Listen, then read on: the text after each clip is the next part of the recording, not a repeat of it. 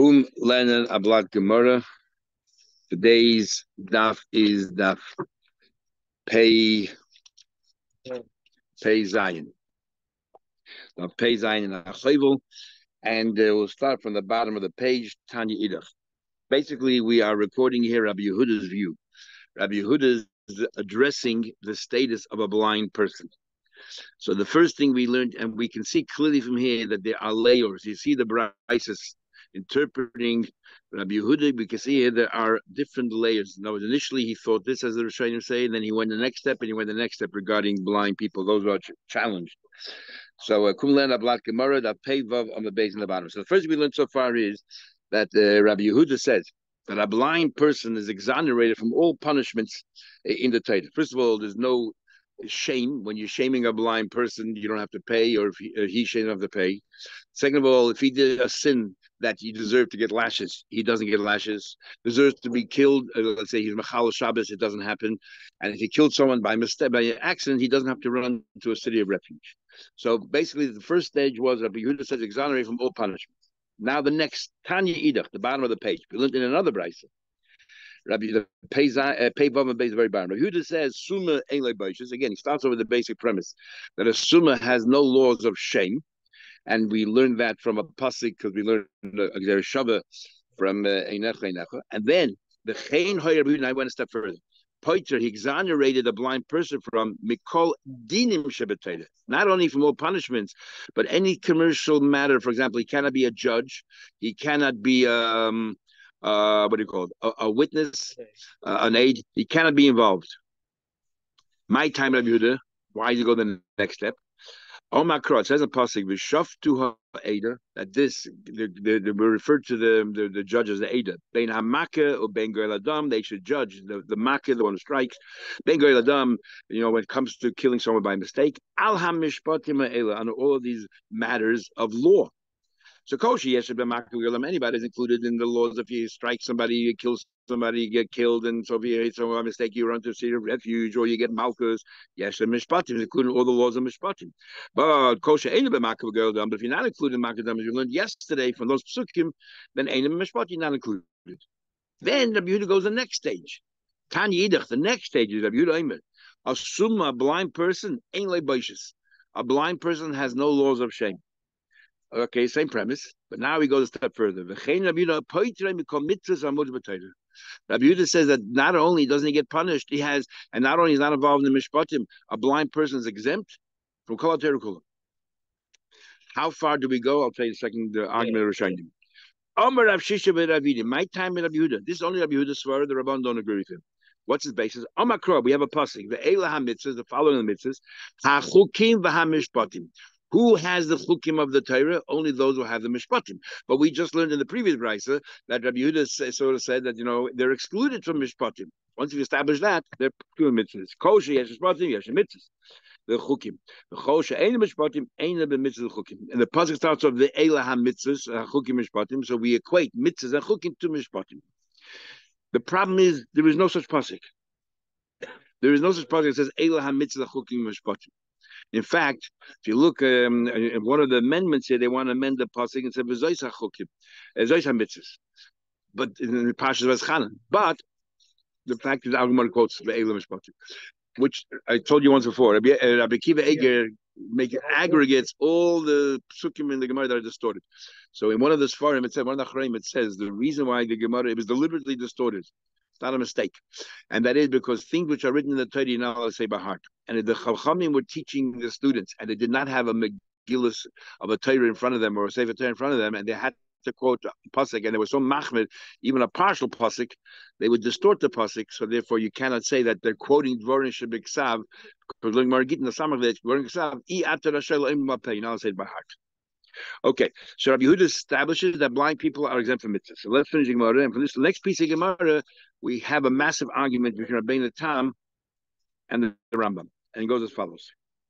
From Rabbi Yosef, we had the same one solution. Rabbi Yosef said, Mereish, from the outset, I thought, Manda Omar Halach, Rabbi Yehuda. If somebody tells me the halach is like Rabbi Yehuda, that blind people are exempt. Remember, Rabbi Yosef was blind. In fact, he brought it upon himself because he didn't want to be able to see all around him. So he went into a cave and was for a while he was pitch black, and then he went out directly in the sun and he became blind. And according to one opinion, he actually eventually recovered. So, but he remember all the Gemara and everything. Abai kept on reminding him that you told before you were blind, you told us this, and now you forgot. So, man, the Amar Halacha Kirab Yehuda, the word of Rabbi Yehuda, the Amar Suma Patmit is the one that tells me that the Halacha Yehuda that I'm exempt. I would make a yomtiv. You know why? My time of why the loy mafkedina. I don't have to do the mitzvahs, and yet we carved in the mitzvahs on a voluntary basis.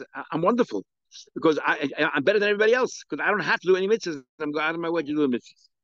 However, now that I heard Reb Chanina say, or greater is the one who is instructed. There's always there's a big argument in all these Jewish organizations. What's better to have volunteers or paid workers? Yeah. Reb Chanina says it's much better to have a paid worker. Because then, even if it gets difficult, they have to go ahead and continue with it because that's what their job is. But Taisus in Kedushin says the reason is when somebody's instructed to do a mitzvah, the Yetzer Hara works far harder to prevent you from fulfilling your obligations. So now that I heard that if you're instructed to do the mitzvah, if you're obligated to do a mitzvah, it's much greater. Then Manda Amali ain't Allah Rabbi Yehuda. If you tell me that Allah is not like Rabbi Yehuda, in other words, blind people are obligated to the mitzvahs, then I'm doing a yom tov Rabban. I make a yom tov. My time the chimaftina isle agrat fei, because now that I do, I have a more reward. Some of the Achreim have a problem with this Gemara here. Rabbi Yosef is pursuing reward. It says in Pirkei Avos that Tignas Yisaychis says he should not be like those people who are pursuing reward. So what's the difference to him? It's a question of Agra. Anyway, this is the basis for a big argument, and the argument is as follows. A blind person exempt from mitzvahs. First of all, in halacha, we're not sure if the halacha is like Rabbi Yehuda or not like Rabbi Yehuda. Big argument in Paskin. But in Shulchan Aruch, we paskin that a sunnah in Nunhei is chayiv kol ha'torah kula. So we hold that a blind person is chayiv in all the mitzvahs. Question is by tzitzis, because there's a reason, but otherwise they're chayiv in all the mitzvahs. However, here, Rabbeinu Tam says the following. If a woman who's exempt from positive mitzvahs that are time-bound, can she make a bracha when she takes the lulav or she does any of the mitzvahs that she's exempt from? He says clearly from here you can. Because if you deny the opportunity to make a mitzvah, to make a bracha, then Rabbi Yosef, even if he was told you're on a voluntary basis, it's wonderful, but he's missing out on all the brachas. And he's missing out. What's he so happy about? And especially we learned in Gemara Hamaniach that if you want to be a chassid, you have to make mil the brachas. You have to make brachas. So what's he happy? It must be that he made all the brachas.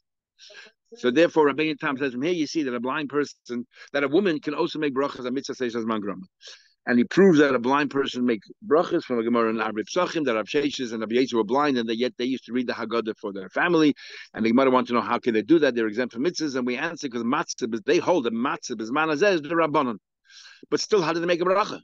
So that proves that bracha is not a question at all. And that's the opinion of Rabbeinu Tam.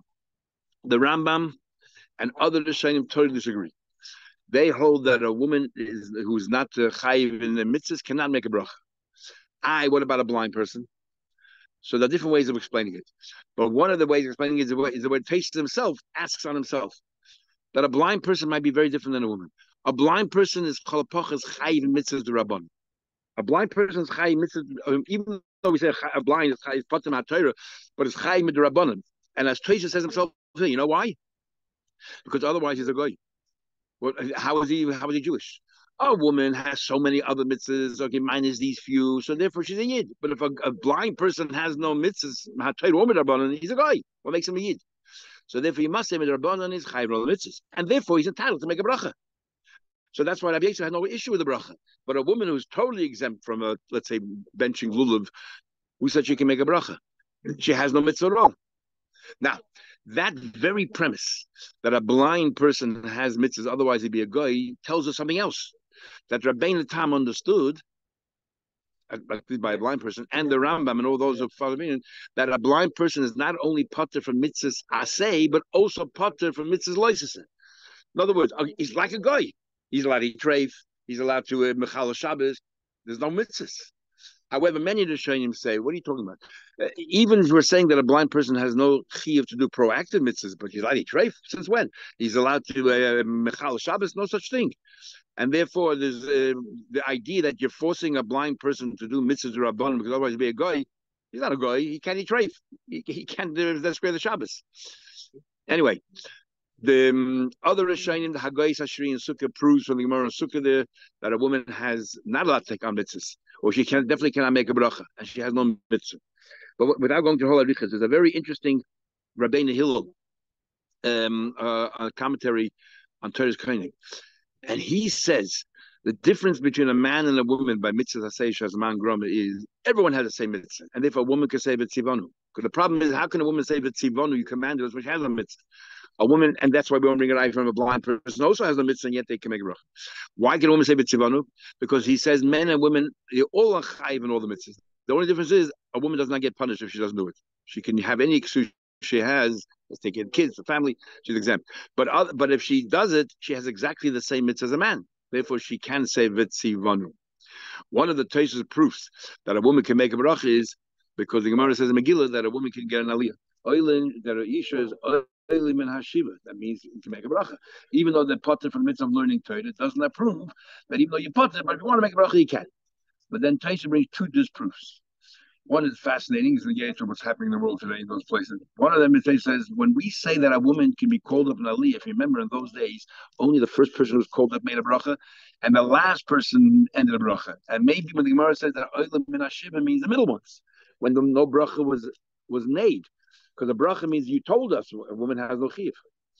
And the other thing he says is maybe the bracha we make on kriyas HaTorah has nothing to do with the bracha of learning Torah. In the morning you daven, you say brachas, and yet when you get an aliyah, you make a bracha again. Why make a bracha again? And a better proof he says is a kohen. If there's no Levi in the shul, the kohen gets trouble saying that he just made a bracha. What's he making a bracha again for? So the bracha has to do with covered HaTorah, nothing to do with the fact that we made Beit HaTorah. So even though women are exempt from learning Torah, it seems to me here that women should can make a bracha on Torah. Based on that, the Magen Avraham Pascal Shulchan Aruch in the Reish Pei Beis that women have a chiyuv to hear Kriyas Torah on Shabbos. And what's the base of that is this Tosfos who says that women oilim and hashiva they can even make the bracha on the aliyah because they have a mitzvah. They have a mitzvah of kriyas HaTorah. But others obviously in halacha the women don't have the chiyuv of kriyas HaTorah, they're on the mitzvah, and the reason why they don't get called aliyah today, even according to that version, is because of covered hatzibur, that it's sort of showing that people who have to do all other things don't know how to make a bracha, so therefore it's thinking covered hatzibur. Anyway, it's interesting how we segue from this little thing here. Yeah, all those halachas based on little here. Okay, let's continue. So the mission is there's a chumrah by a person over a shoy regarding damages. Adam, a person causes damage, Mishalm has to pay 5 payments. Nezek for the total damage, which is we worked out unemployment, tsar, pain, ripi, medical bills, shevis, the minor unemployment. It could have been a security guard, now he's lying in bed. And boish is the shame. Number 1. And an animal causes damage, you only pay 1 payment, the damage. Number 2, so a person causes a woman to miscarry, he pays, but an animal doesn't. The shoyd ain't mishalem ela nezik. A shoyd only pays for the damages. Upotim mit meiveladis. We learn from the pasuk of shoyd is potim for meiveladis because it says anoshi ki not so anoshim. 2 men are fighting, and then causes her to hits a woman. But we say anoshim v'lo shvarim. And not animals. Hamakas of his imay. Somebody strikes his parents. Didn't cause a wound. We learned yesterday. How is that possible? Gave me a haircut. And we learned yesterday the amazing thing that being bald is actually considered a devaluation in thing. So, but today we're proud of our boldness. If you cause a wound to your friend on Yom Kippur, is only chorus. And we don't follow Rab Nechunya ben Akana. We hold that Karas does not exempt you from paying money. You're getting malchus. But here, the Gemara said, because the whole idea of wounding somebody, the Torah says, I'll do that. So you should be getting malchus. And yet the Torah says you have to pay. Ken Yinos and Loi teaches us that here's an exception that even though there's malchus, you pay money. So no, in the case of your parents, you got to pay 5, even though there was no blood there, otherwise you'd be chaya misa. If you're wounded on Eved Ivri, Chai Bekula. We already learned yesterday about how you pay, arguing about what goes to the master and what goes directly to the slave, or the dividends. Again, he's a human being, he's a yid, you have to pay all 5 payments. Chutz min hashavis. You don't have to pay for unemployment, bisman shehu shalai, because you own his work. If he's your Eved, so you lost it to yourself, so therefore you don't have to pay it. Now, in other words, you're not paying it to the Eved, you're paying ultimately to the owner, and therefore you're the owner. But if you wound a goyish shevet for somebody else, then chay b'kulin. You have to pay. You have to pay everything because now you harm the guy and the master lost. Rabbi Yehuda says, "Ein lavodim b'yish." Rabbi Yehuda says, the one payment you don't have to pay is shame. There's no greater shame than being a slave. So you're not adding anything by wounding the person. Can't be worse than that. You have somebody who's deaf chedesh or a cotton, a minor. They're a walking menace. Why is that? If you cause them damage, you have to pay full damage, whatever it is, all the 5 payments to the father, whatever. But they're exonerated. They know what they're doing. They're not responsible. A slave and a woman is bad, but not as bad. Is also bad news. If you harm them, you have to pay. But if they harm others, they don't have any money right now. Not that they're exempt. They owe the money, but they don't have any because the Eved belongs to a master, and the master doesn't have to pay. And the woman, she's married right now, and she doesn't have, and all of the custom estate, the husband has the dividends and a lien on them, and so on. So therefore, you don't pay. If she is divorced, no such thing as a statute of limitations in Jewish law, and saying if the Eved one day is emancipated or the woman one day divorced, it's like they'll have to pay even 20. No, they'll have to pay but the damage they did, they have to pay. They don't have any money. They have no access to funds. They will have to pay that money. But if you strike your parents and you did cause a wound, you made them bleed, so for that you chayiv misa, or or you wounded your friend on Shabbos, where you chayiv misa for that. And even if there were no witnesses or they didn't warn you, the din is that you don't get punished. But we learned that if you committed a sin that is coupled with a punishment, a capital punishment, even if you don't receive the capital punishment, except for paying money, then potem ekul. Your life is over here on the line. And here we apply the rule of come labor your We'll always give you the stricter punishment. If you wound your own Eved Kanani, you're exempt from everything because obviously you're paying yourself. It says the Gemara, interesting. Rabbi Lazar, who was the main student of Rabbi Yochanan, and we had constant arguments, which that in itself I never understood, because we had more kindness. When the Shlokish passed away, Rabbi Yochanan was looking for someone to argue with. They gave him Rabbi Lazar, and whatever Rabbi Yochanan said, Rabbi Lazar gave him 13 or whatever number of reasons that he's right, and Rabbi Yochanan went crazy. He said, I don't need you to tell me I'm right, I'm going to tell me I'm wrong. And then eventually we had to daven that he should pass away. Yet throughout Shas and even Bava Kama, we had so many arguments between Rabbi Lazar and Rabbi Yochanan. So Rabbi Yochanan knew exactly that Rabbi Lazar was able to argue with him. So all he had to do was tell Rabbi Lazar, stop supporting me, go back to yourself and argue with me like a Shloki used to. Here we see Rabbi Lazar must have been either in Bavel as well. He went to Rav because Rav was in Bavel, even though initially he was in Etzisrael, but he went to Bavel, so Rabbi Lazar was gone to Bavel. Well, this is when Rav was in Etzisrael. But we did have a few times Rabbi Lazar was by Rav. He asked the following question. You wounded a daughter, a girl, not yours, a minor.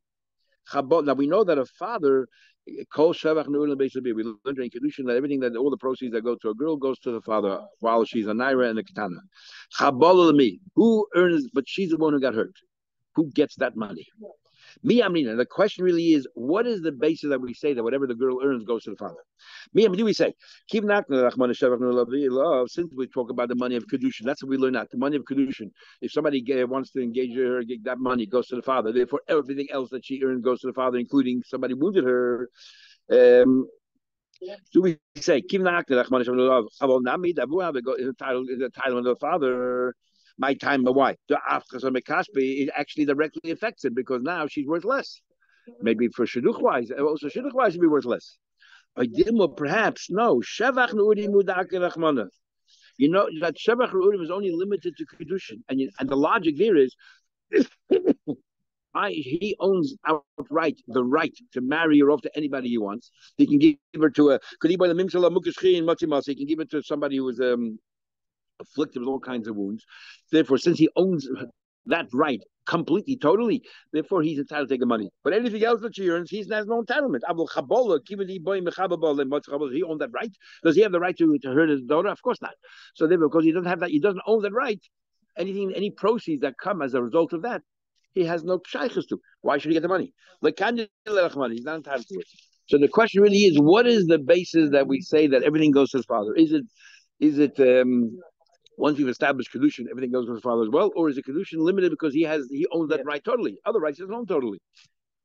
Amalei Rav answered, "Loi zichsa hatoydelav ela shebach neurim bavad." He's only entitled to the kedushin money, and not to the money that you hurt his daughter. Okay, that's Rav's decision, and we'll discuss that now. Ace will ask you a question. Um, um, Ace will ask a question. By the way, it's very interesting. Rashi says here a father is not allowed to hurt his daughter because it says in the pasuk he's not allowed to strike another person. Allah Yosef Pen Yosef, when the bezin there, when they give the malchus, they have to make sure they administer the exact amount, not even one more. And from there, we learn out you're not allowed to hit anybody, including a parent, the child. So it's one thing to discipline a child. We'll have a more makat of ches over there, about if you discipline a child and then unfortunately passes away, whether you have to go to Golos or not. But generally speaking, to hit a child is Easter in the Torah.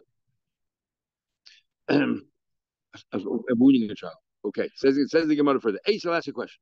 It says here in our Mishnah, if somebody wounds an Eved Ivri, you have to make all payments. Except unemployment. The Eved belongs to you, then who is affected by the unemployment? You, the balabas, and therefore you don't have to pay it. Yeah, so what do we see clearly from here?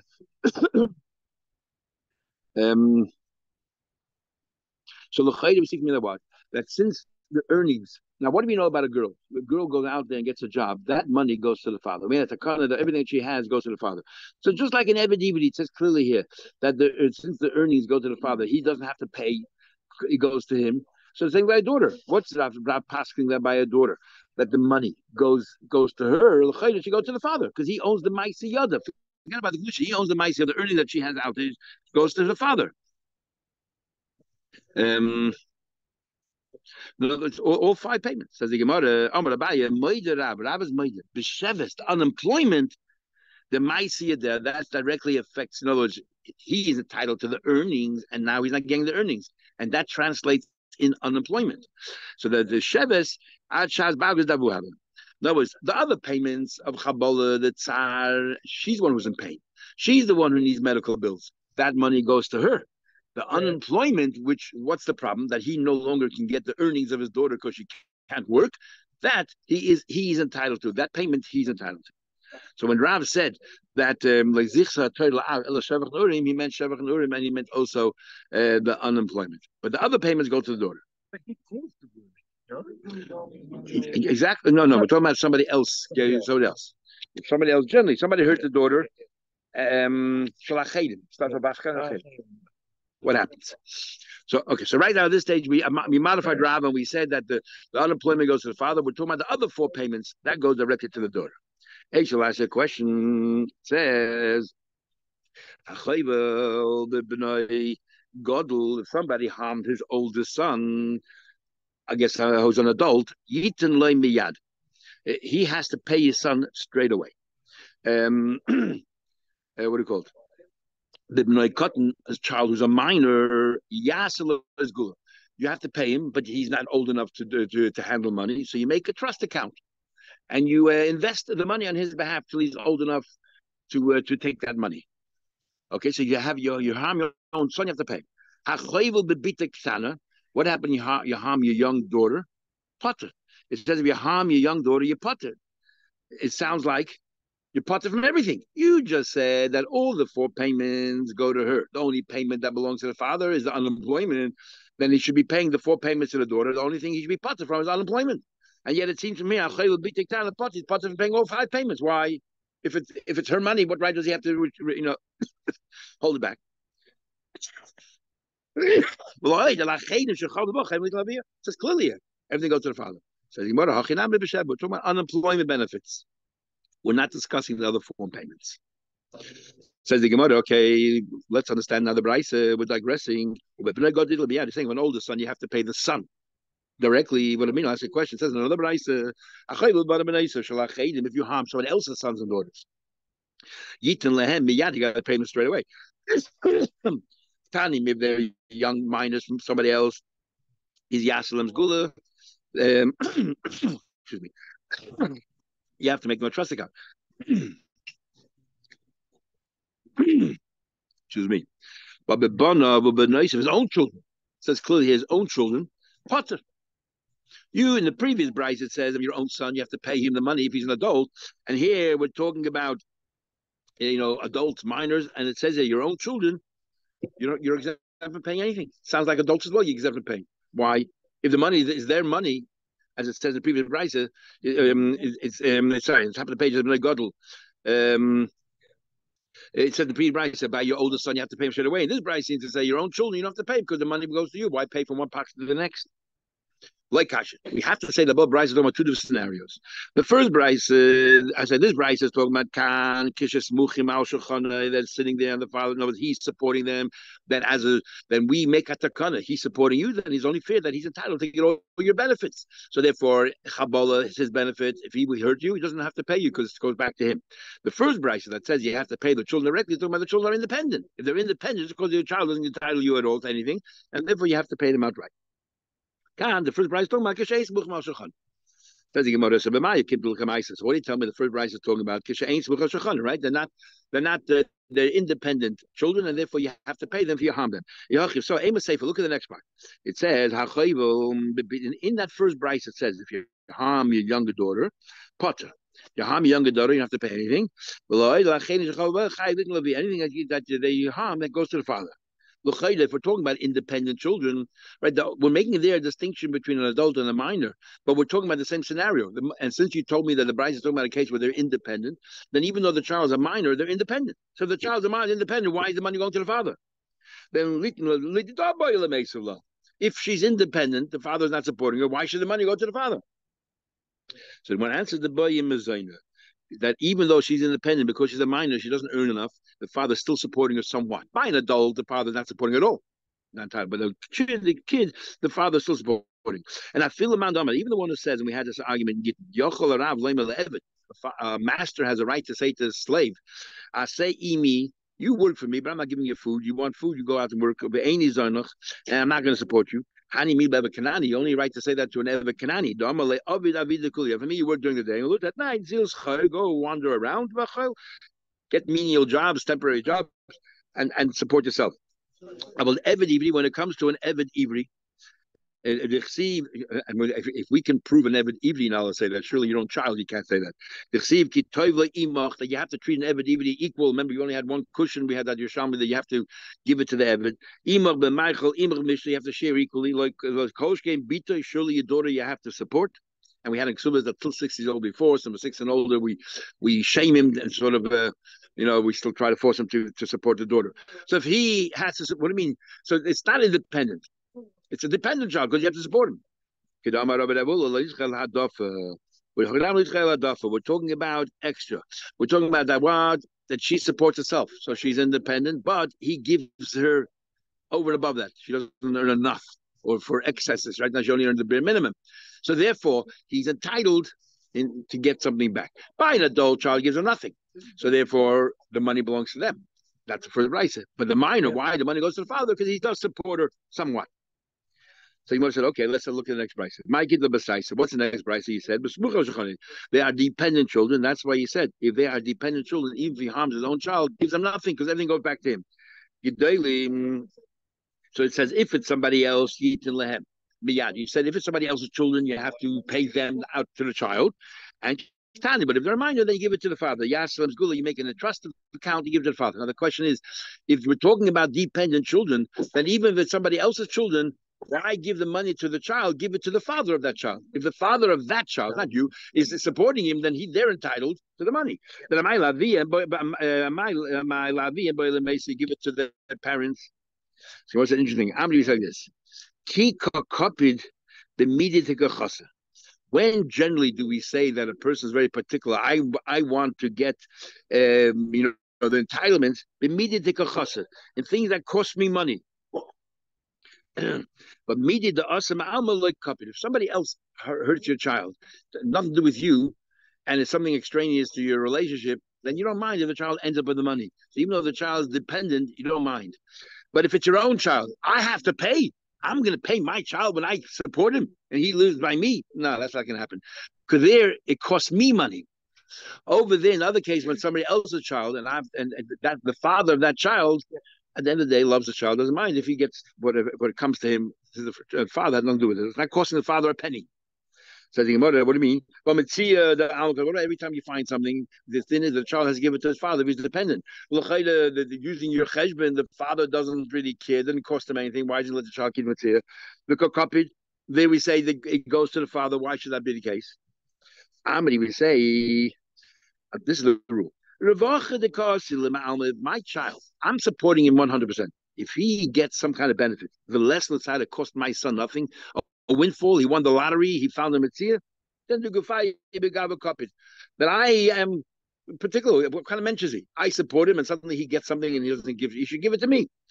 Aval chabala. When the case when my child got hurt, I support him 100%. But he got hurt; he's in pain, and therefore the money that's going to him is not stam a windfall. It's to cover the pain and the medical bills and everything else. Then the father, at the end of the day, it's a father. Doesn't mind the child gets that money. The chabal these l'tzayir the gufayu, but the chabala with the tsar that my son, he himself, on his person, had pain. It came from elsewhere, not from me. Then like copies. Then I don't mind. So mitzia, it didn't cost my son anything. I support him. Be a man, give it to me. When chabal, if somebody hurt him and he's getting money, it's to cover the pain, everything else he had. I don't mind if my son keeps it. So the Gemara. Over there, the east late side, the gufa. So in the case over there, the tsar the gufa. Somebody's mechayel. Alma kaasale. The copied, and he's makbid. The Tani it says. And not only that, I feel even others. It says that even if others go ahead, this is the first brisa. It says that, and you said the first brisa is talking about they're independent. To talk about a girl, the young girl, you have to give to the father. Why do you have to give the father? There's a case that she's the one who's hurt. And in the first brisa, it talks about the young daughter. She's the one that's hurt. And we say over there that if somebody else harms the daughter, it goes to the father. She's the one who's hurt. And yet the father is makbid, and we say, no, you have to give the money to the father. Why? It comes from outside. It doesn't cost the father, and it comes from outside. She's the one who heard. Why in the first brisa we say give it to the father? Amri, we said, yes, the first brisa is talking about that what, when the children are independent. He just gives a little bit extra, but it's all independent. Shows the father is stingy, mean. Which father doesn't support his child, especially a minor, a young girl? Awesome, the Gavra Kaptonu. There you see the father is a spendthrift. The Ha'ain is frugal. The Ha'ain smuchin al shulchanai. He doesn't support his kids, even his young daughter. I feel me alma kapit. So then he's such a kind of his nature. We can see that he's so mean spirited that even if the daughter got money from outside sources, and even if though it's to cover her pain, he wants his hand in it. Kapit. Hach over here with the child's independent. But the child's dependent. The fact that the child's dependent, so the father's a nice person, is generous, supports even his children who are, should be independent adults, takes care of them, and forevermore helps them out. The lav gavra kap donahu, he's a nice person. He's not makbid, then surely the Shmuel Shachani supports them. Is the copied. When does he think that if it costs me money, you're going to make me pay you money? I take care of you, everything, every need that you have, I take care of.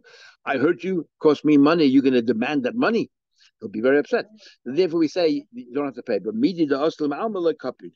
But things that come from the world, he's not makbid. Like a mitzvah, but not mitzvah, but what do you call it? If somebody else harmed the child, they say, we don't mind if you keep that money because it's not costing me anything and you're the one who's in pain.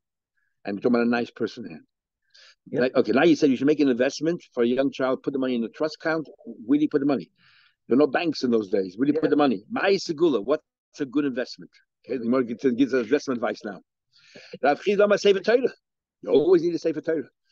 So therefore, you get a Sefer Torah, and that's the good investment. And meanwhile, you also have dividends because you can learn from the Sefer Torah. So therefore, give investments. V'chein Omar Reish Lakish, sorry, skip the line. Rabba Rabba, the son of Huna, says dikla, palm trees. If you remember in Bubble, that was like the main diet was dates. So you have a tree, and the trees last for a long time, plus longevity, plus you have the dividend. You can eat the dates. Now